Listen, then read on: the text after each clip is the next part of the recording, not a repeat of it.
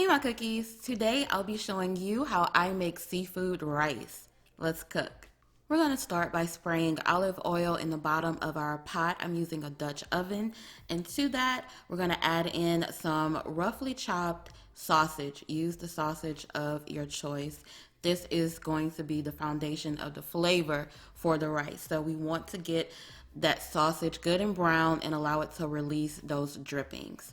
So once that has happened, take a slotted spoon and remove the sausage from the pot, leaving those drippings in there. Now we can add in our seafood. I'm using shrimp and crawfish, and I'm going to season it with a little bit of Creole seasoning. Sorry, it's a little blurry, but bam, we're back in business. Okay, so now what we want to do is just cook the shrimp and heat up the crawfish. Crawfish is already cooked. We don't want to overcook it. I'm using frozen crawfish shells that I thawed and drained them of the crawfish fat. Here it is. This is what we need for flavor in our stock for the rice. All it is crawfish fat and a little water, so reserve that.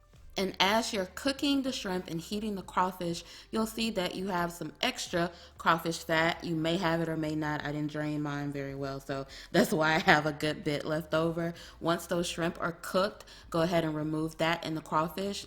Again, the crawfish is already cooked, so don't overcook it, okay? And that residual crawfish fat liquid, go ahead and pour that in with the rest of the reserved fat that you have in a little bowl off to the side, because we need to saute our veggies.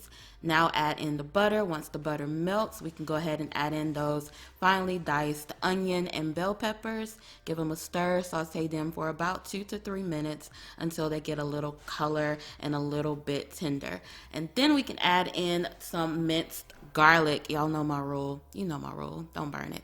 Give it a stir, saute it around for a good 30 seconds. This is a very fragrant dish. You're going to love the way your kitchen smells. Now for my favorite part, building the stock for our rice. We're going to add in that crawfish fat. And to this, I'm adding some chicken stock. Let's go ahead and pour that in. And of course, I have to add some liquid crab and shrimp boil. Use a correct measuring spoon. Don't be like me, be better than me. That was all over the place. It's all good. Now add in onion powder and garlic powder. And lastly, we're going to need some Herbes de Provence. I love this seasoning. Just add a little bit in there and then give it a stir. And we're going to bring this up to a boil. Here's where you want to taste the stock and add salt and pepper as needed. Once we have a rolling boil, we can add in our rice. I'm using jasmine rice, and go ahead and stir that in. And we want to bring it up to a simmer again. Then we're going to reduce the heat.